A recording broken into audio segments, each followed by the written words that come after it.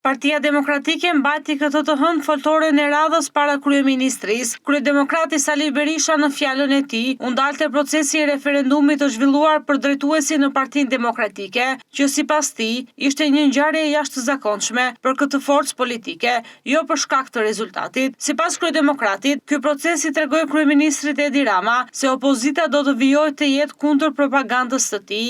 E kam theksuar më parë theksoj saj referendum kishte një vlerë të jashtëzakonshme. Vlera më e jashtëzakonshme e atij referendumi është sa ju ngrit si një gjigant i vullnetit të njerëzve të lirë, për t'i thënë Edi Ramës se ne këtu jemi dhe se fundi yt është i shpejt. Për t'i thënë kreu të Meduzës se muaj e muajt propagandës tënde, me cilat u përpoqe të na mashtrosh, u përpoqe të na shkurajosh, me cilat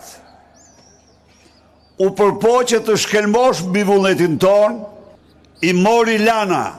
Sa i përket raportit të IBAR, Berisha u shpreh se kaloi për shkaqe gjeopolitike dhe se sipas tij, kryeministri Rama ndodhet në një rreth të kuq.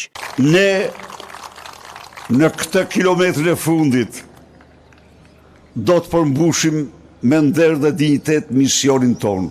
Edi Rama shkon në Bruksel për konferencën ndërqeveritare për IBAR-in. Nuk ka dokument ndërkombëtar në histori e këtij vendi në të cilin ju, qytetar dhe qytetare të Tiranës, t'jeni përfaqësuar më ditet se sa nesër. Në atë sallë, në atë forum, mbasi raporti i lobimit korruptiv u përbys. Natyrisht, ndokush mund të pyes, po pse atëherë u vendos të kaloj? Po, ka një faktor gjeopolitik dhe ky rajon do t'i përkas Bashkimit Evropian e kjo është një vlerësim i jashtëzakonisht i drejtë, historik dhe me interes shumë të madh për kombet tona. Por, me përmbajtjen e tij, Edi Rama është në rreth të kuq. Mëtej kreu i Partisë Demokratike u shpreh se kryengritja e opozitës do të vijojë deri në largimin e qeverisë.